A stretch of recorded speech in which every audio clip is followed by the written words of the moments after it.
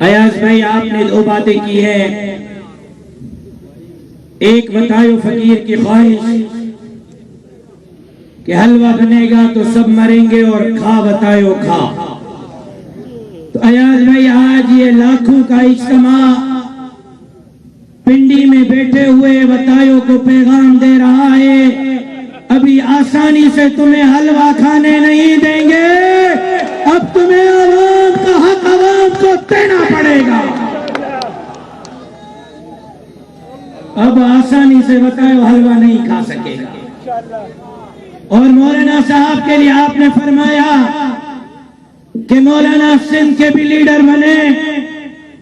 یہ محمد علی جناح کی مزار گواہ ہے، یہ باغ جناح گواہ ہے، جناب شہباز شریف کی موجودگی میں، جناب بلاول بھٹو کی موجودگی میں، جناب اختر مینگل کی موجودگی میں، مریم نواز صاحبہ کی موجودگی میں، اختر جان مینگل کی موجودگی میں، یہ میرا قائد تھا جس نے نعرہ لگایا تھا سندھیوں کا ہے، کسی کا باپ بھی سندھ کو تقسیم نہیں کر سکتا۔ کل بھی کہا تھا، آج بھی کہہ رہے ہیں، سندھ کھپائیں گے، کاغذ کھائیں گے، سندھ کھپائیں گے،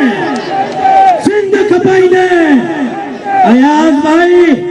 یہی تو مولانا فضل الرحمان ہے کہ اس کا کارکن سینیٹ میں سندھ کا کیس لڑتے لڑتے